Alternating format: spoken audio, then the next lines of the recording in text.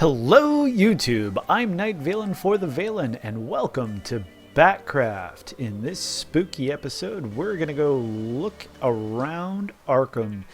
There are a few things that I am very interested in today, mainly because of, a little while ago, I had issued out to the BatCrafters that I would personally like to have a bit of a gothic, or not a gothic feel for Arkham, but what do you call that? Lovecraftian feel to Gotham, or Arkham.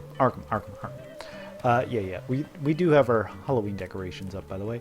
So I put a contest out there for Lovecraftian statues or builds of the sorts, and I put that to the BatCrafters, and you. Yes, you in the audience get to decide who the winner is.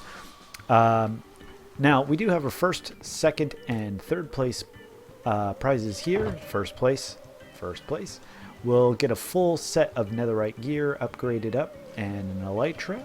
Second place will get, I said gear, I meant armor. Second place will get netherite tools plus an elytra, and third place will get weapons. Netherite weapons plus an elytra. Yes, I know an axe counts as a tool, but I set this one up as a weapon, so it counts as the weapon box, not the toolbox. So how this is gonna go is I am going to show you, yes you, all 6 of the entries. Yes, there are 6 in total, and below in the comments I would like you to rank them from best to worst. Best being ranked first, or 1, and worst being 6. Now, it doesn't mean, number 6 doesn't necessarily mean that you hate it. It just means it was your least favorite. Alright, so let's go and check out our first entry. For Dr. Alien's entry, what is more Lovecraftian than a multi-dimensional being, a being from another time and space? So his entry, is himself, a big giant statue of himself. Never mind the jack-o'-lanterns hidden in his teeth, but yes. So let's take a perusal. It's just, I mean, we've seen this thing before. It's just a statue of Dr. Alien and his horse. Yeah. All right. So that's entry number 1. So remember, Dr. Alien's entry is himself, a statue of himself. And for our second entry, we have Will, aka Dolphin Head. Now, Dolphin Head is primarily usually our Green Lantern. So it was very suspicious when he built a Yellow Lantern. Now you might ask, what's very Lovecraftian about a Yellow Lantern? Well, the Yellow Lantern Corps is primarily headed by a demon of fear. So, I mean, that doesn't get much Lovecraftian. Well, yeah, it's pretty Lovecraftian. Pretty Lovecraftian, in my opinion. So this is the second entry, the Yellow Lantern of Arkham. For our third entry, we have Bo Jorvik, or Captain Jorvik. He has built Mount Zoom. It's big, it's spooky, it is a temple to himself, and I think the Speed Force. I have no idea.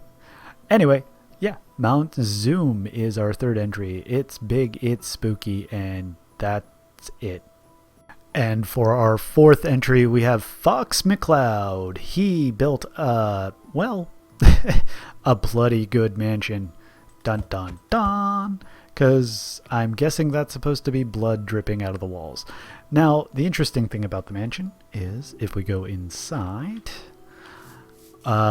he has some research subjects. So this isn't just any old mansion. This is a mansion dedicated to some kind of mad scientist. I have no idea.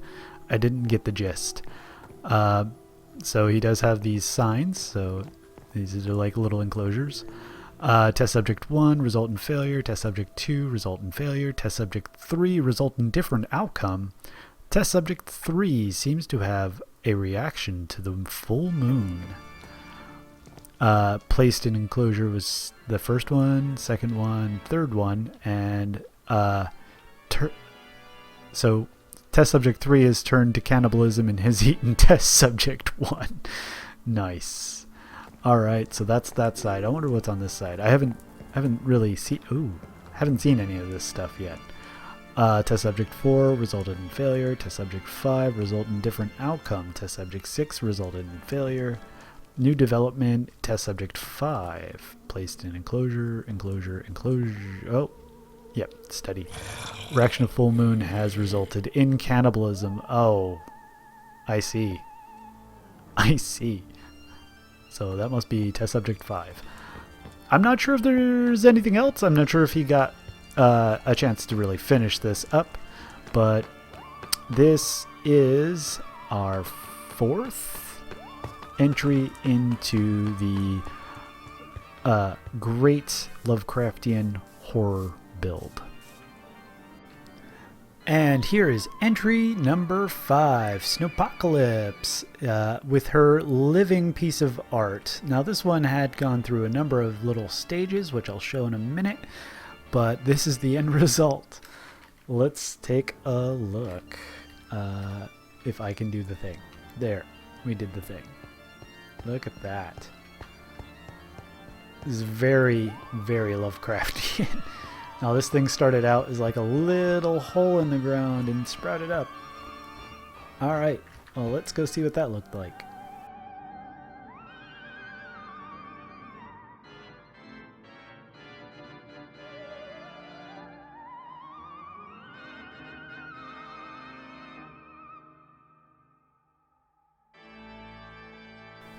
And here is entry number 6. This one is mine, and I know, I'm the one handing out the prizes. But if I end up winning, I will stick my box with all its goods in the Gotham Did You Die box in the post office. I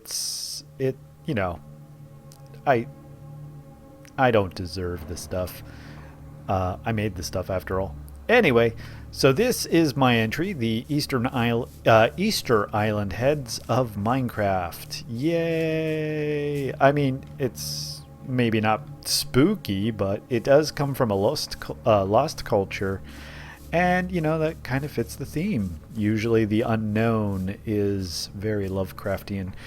We even have our witch Easter Island head. Now, these guys are actually fully built into the ground, so if you were to dig down, you would find that they actually have little arms here, folded in front of them, and little feetsies down at the bottom. And if you dug even further down, you may find a road, though that road doesn't lead anywhere. I haven't built the temple that I plan on building hidden over there somewhere, but that's another story.